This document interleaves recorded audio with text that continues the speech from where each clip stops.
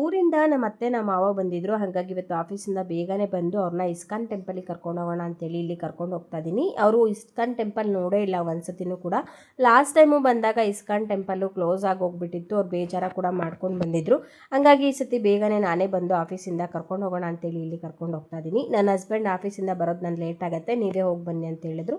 ಹಾಗಾಗಿ ನಾವು 3 ಜನ ಇಲ್ಲಿ ಹೋಗಿ ಬಂದ್ವಿ. ನಮ್ಮ ಅತ್ತೆ ನಮ್ಮ ಮಾವನಿಗೆ ಇಸ್ಕಾನ್ ಟೆಂಪಲ್ ನೋಡಿದ ತಕ್ಷಣ ತುಂಬಾ ಖುಷಿ ಆಯಿತು.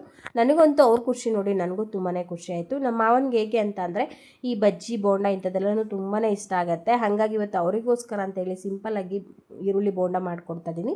ನಾವು ಎಷ್ಟೇ ಹೆಲ್ತಿಯಾಗಿರುವಂಥ ಫುಡ್ನ ನಾನು ನನ್ನ ಹಸ್ಬೆಂಡ್ ತಿಂತೀವಂದರೂ ಕೂಡ ನಮ್ಮ ಮನೆಗೆ ಯಾರು ಬರ್ತಾರೆ ಅವ್ರಿಗೆ ಏನು ಇಷ್ಟ ಆಗುತ್ತೆ ಆದಷ್ಟು ನಾನು ಆ ರೀತಿಯಾಗಿ ಅಡುಗೆನ ಮಾಡೋದಕ್ಕೆ ಇಷ್ಟಪಡ್ತೀನಿ. ಅವರು ಖುಷಿಯಾಗಿ ತಿಂದರೆ ನಮಗೂ ಕೂಡ ಖುಷಿ ಆಗುತ್ತೆ ಅಲ್ವಾ. ಹಾಗಾಗಿ ನೀವೆಲ್ಲ ಹೇಗೆ ಮಾಡ್ತೀರಾ ಅಂತೇಳಿ ಕಾಮೆಂಟ್ ಮಾಡಿ. ಊಟಕ್ಕೋಸ್ಕರ ಅಂತೇಳಿ ಚಪಾತಿನ ಮಾಡಿಕೊಂಡು ಪನ್ನೀರ್ ಕರಿ ಮಾಡ್ಕೊಂಡಿದ್ವಿ. ಇದಾಗಿತ್ತು ಇವತ್ತಿನ ಮಿನಿ ಬ್ಲಾಗ್.